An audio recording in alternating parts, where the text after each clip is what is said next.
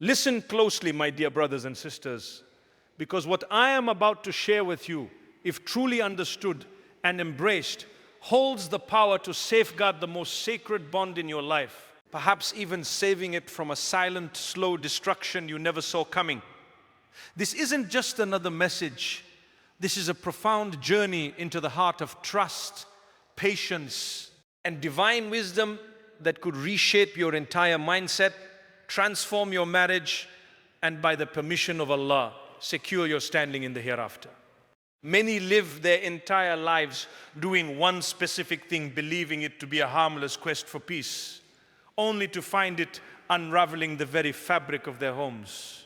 If you are struggling, if you yearn for a marriage filled with tranquility and blessings, then this message is for you. Don't let anything distract you, because missing these profound insights might mean missing the guidance you desperately need.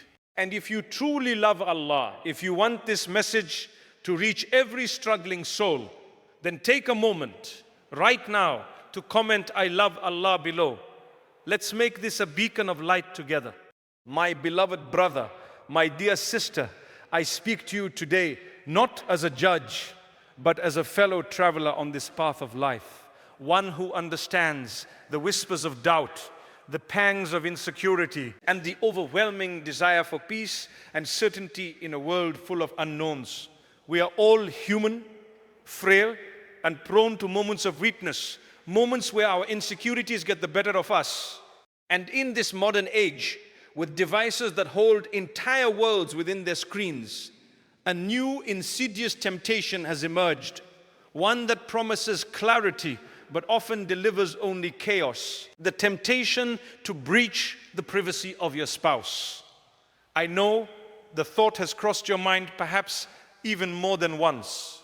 The little voice that says, just a quick look, just to be sure, just for peace of mind. But what if I told you that this very act, driven by a desire for reassurance, is one of the quickest ways to erode the foundation of trust, to sow seeds of suspicion where love once blossomed, and to invite discord into a sanctuary meant for serenity? The first and most crucial reason, my dear ones, why you must resist the urge to scrutinize your spouse's phone is that it demolishes the very bedrock of your marital covenant, trust. A marriage built without trust is like a house without a foundation. It may stand for a while, but the slightest tremor will bring it crashing down.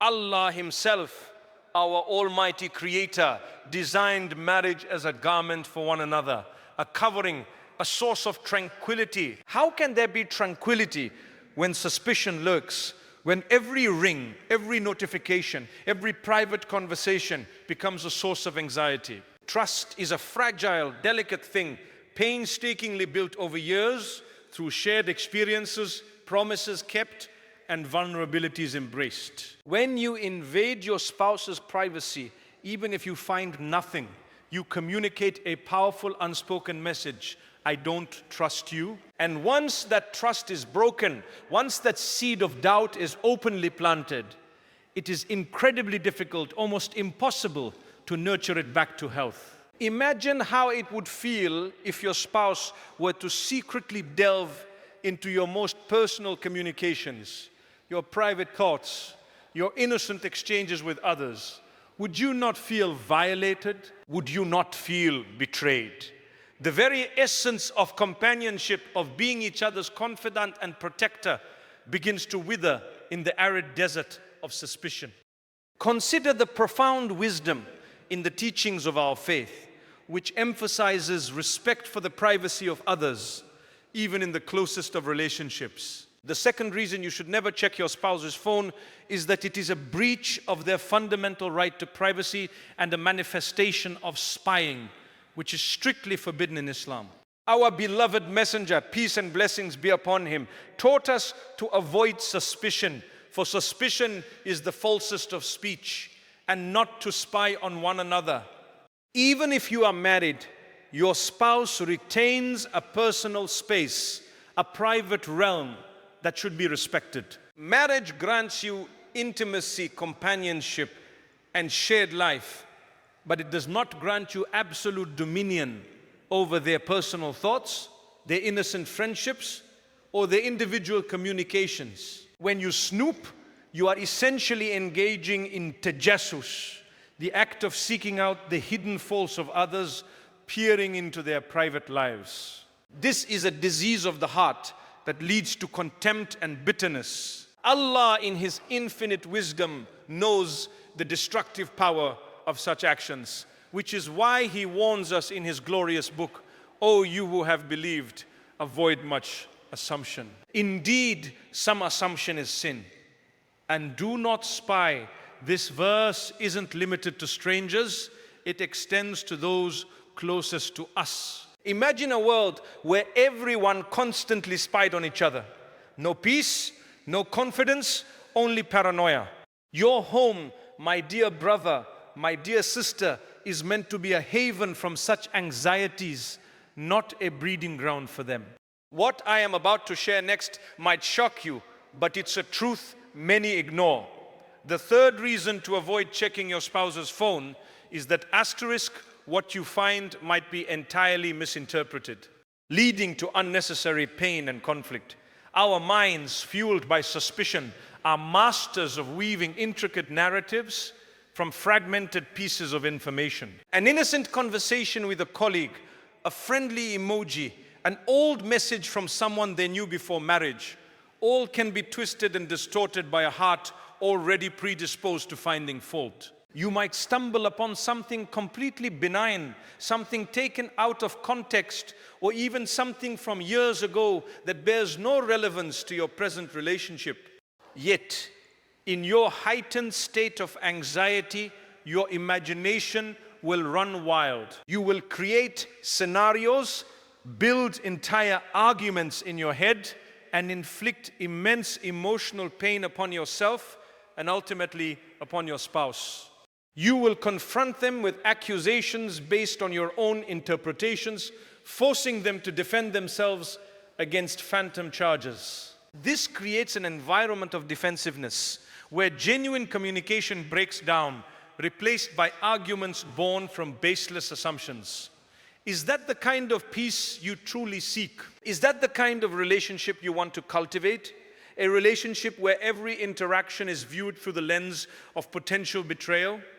Furthermore, consider the profound emotional toll this act takes on you, the one doing the checking. The fourth reason why you must shun this temptation is that it erodes your inner peace and feeds a cycle of suspicion that consumes your heart. Every time you check, you are essentially seeking out trouble, inviting anxiety into your life. Even if you find nothing, the relief is fleeting, replaced by the nagging thought, maybe they deleted something. The cycle of doubt only intensifies. You become a prisoner of your own suspicions, constantly on edge, constantly searching for evidence, constantly living in fear. This constant state of unease saps your energy, dims your light, and prevents you from experiencing the true joy and blessings of your marriage. Your focus shifts from appreciating the good in your spouse, from nurturing your connection, to meticulously scrutinizing their every digital interaction. This isn't love, my dear ones. This is a slow spiritual poison that corrodes your heart and mind, leaving you restless and unhappy. Remember, Allah is the all-knowing and He sees all things. If there is indeed something amiss, trust in His plan, trust in His wisdom, and seek His guidance, rather than resorting to means that further complicate your spiritual and emotional state. Most people ignore this, but it changes everything. The fifth reason this act is so detrimental is that it sets a terrible precedent and invites reciprocal behavior. When you violate your spouse's privacy, you implicitly open the door for them to violate yours. Even if they don't do it immediately, the seed of permission has been planted. You have communicated that this behavior is acceptable within your marriage. Imagine living in a home where both spouses are constantly checking each other's phones, monitoring their messages and scrutinizing their online activities. What kind of atmosphere would that create? One of mutual distrust, fear, and resentment.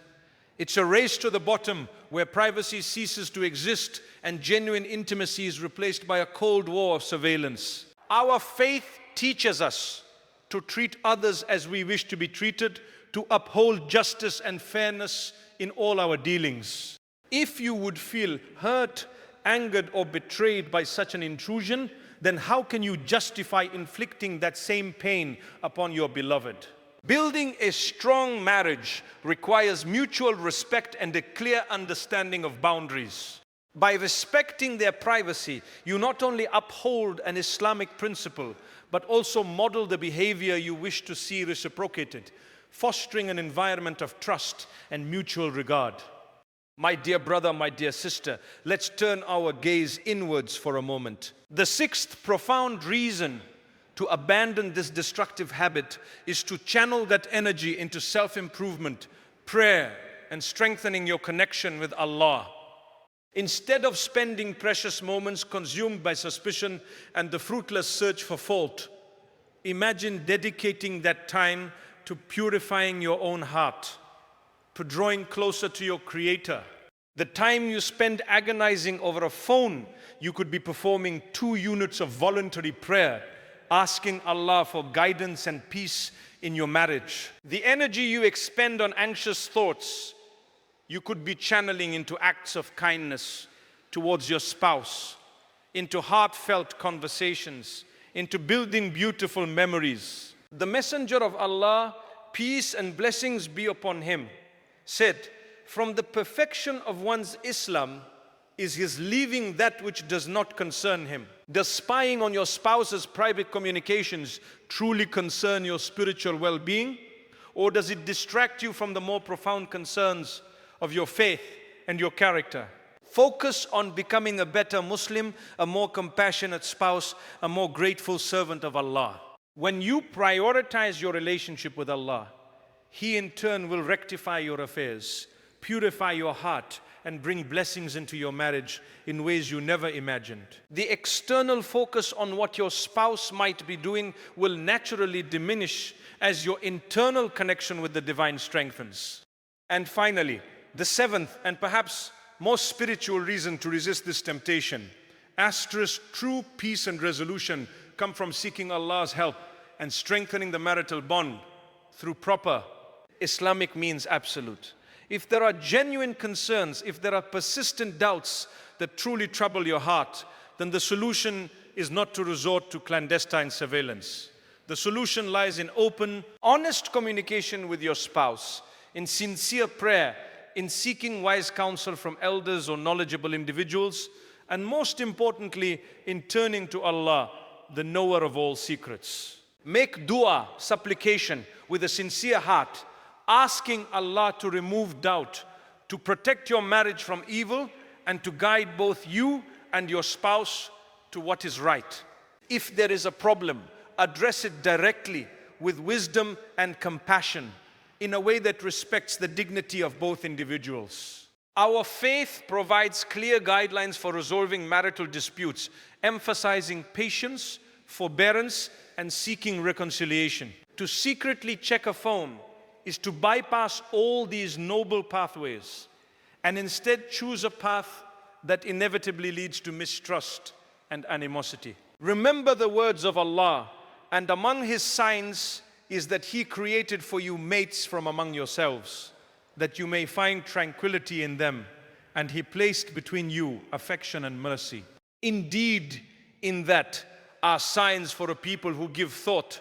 This affection and mercy cannot thrive in an environment of suspicion and privacy invasion. Build your marriage on the strong pillars of faith, trust, and mutual respect, and watch as Allah showers it with blessings. My dear brother, my dear sister, I know this message might feel heavy upon your heart.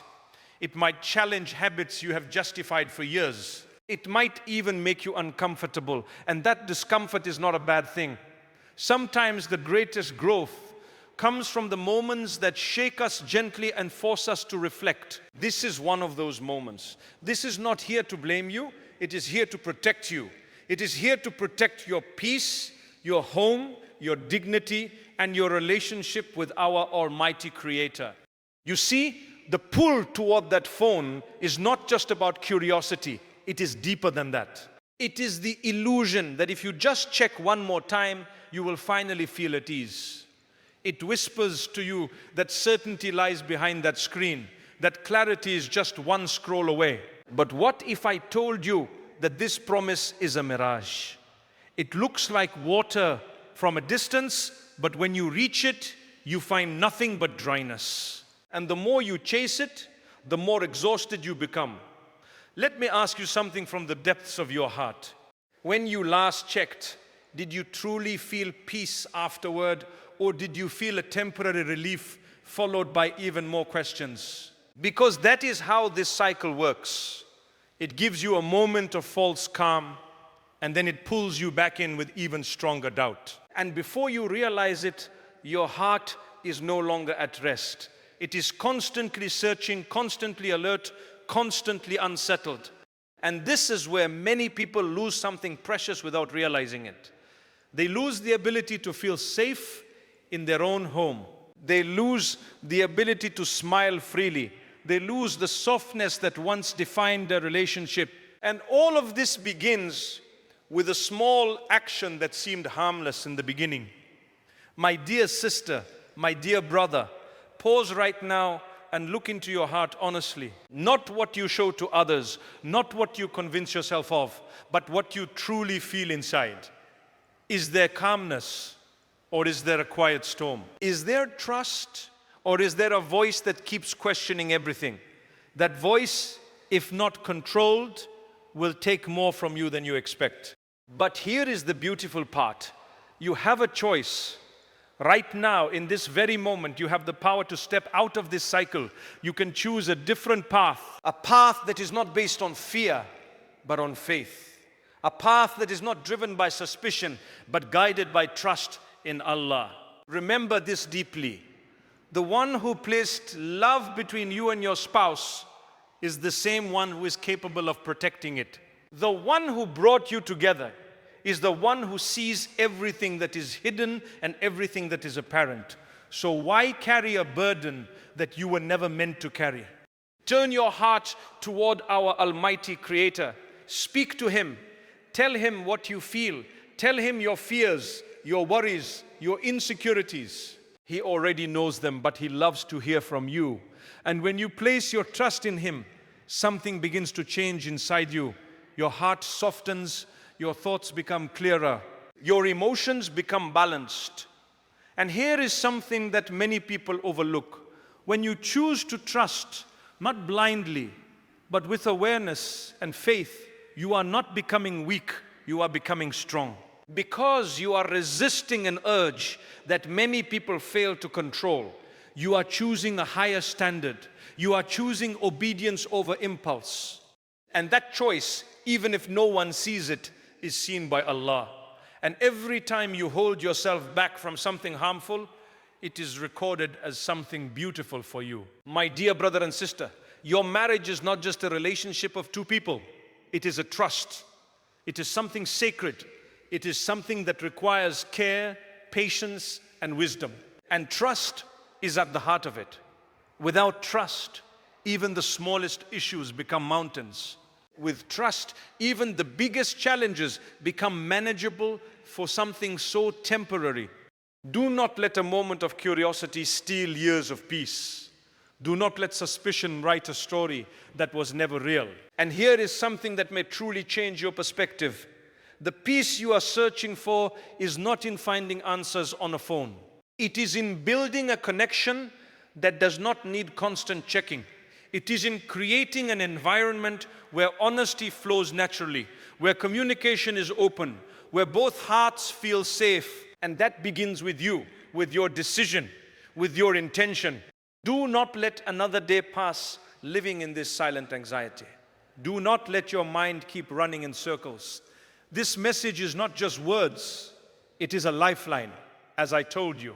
It is an opportunity to step back, to reset, to realign your actions with your values and your faith. Reflect deeply on what has been shared. Sit with it. Let it settle in your heart.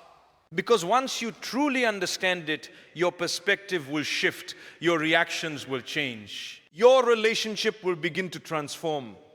And by the will of Allah, you will look back at this moment and realize that this was the turning point. This was the moment you chose peace over doubt. This was the moment you chose trust over fear.